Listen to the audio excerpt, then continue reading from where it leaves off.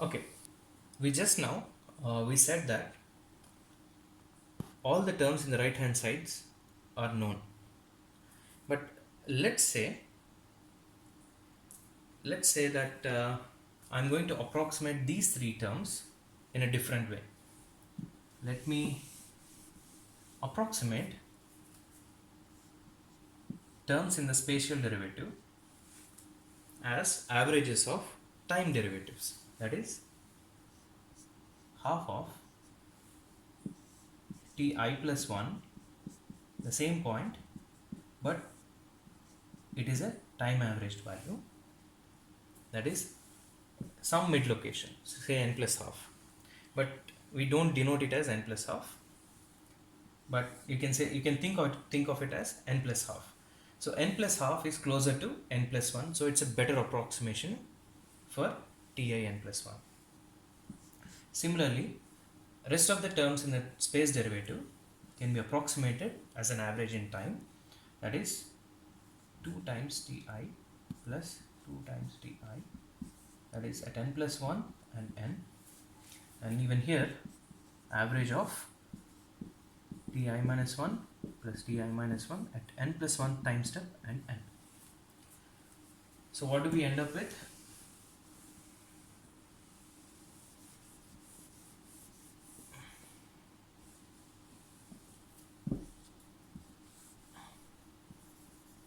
Okay. If I substitute these three expressions here in my difference equation, I get ti n plus 1 equals to ti n plus alpha delta t. I will take 2 common from all these three terms. I will get 2 delta x square times t n plus 1 I plus 1 plus t n I plus 1 minus 2 times t I n plus 1 plus t n I plus t I minus 1 at n plus 1 time step plus t I minus 1 at n time step. Now, I've already mentioned that all the temperature values at n plus 1 time step are unknowns. So let me bring all the unknowns to the left hand side. I've got I plus 1th point here.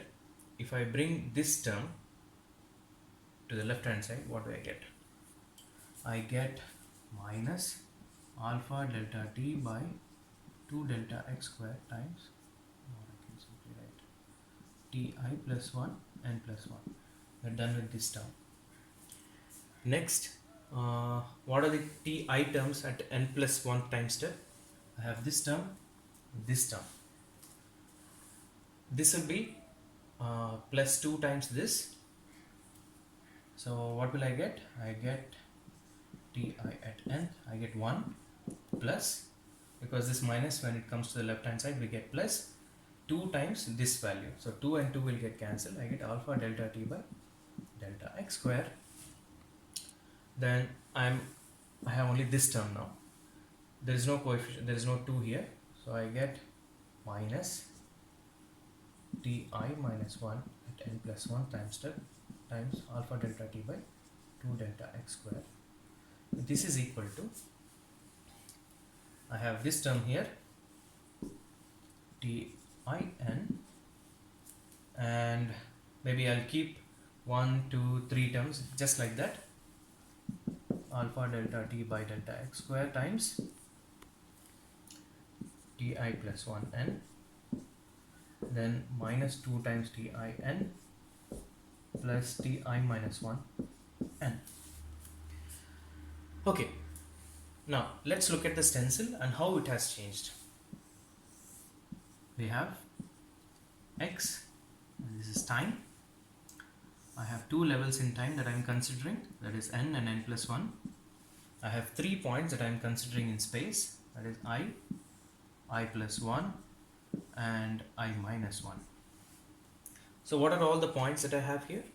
At n plus 1 time step, I have I plus 1 and I minus 1. That is, at n plus 1 I have I plus 1 and I minus 1. I have 3 unknowns.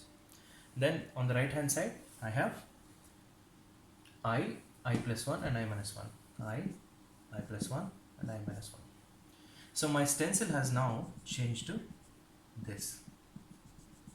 How many unknowns do I have here now? On the left hand side, I have 3 unknowns.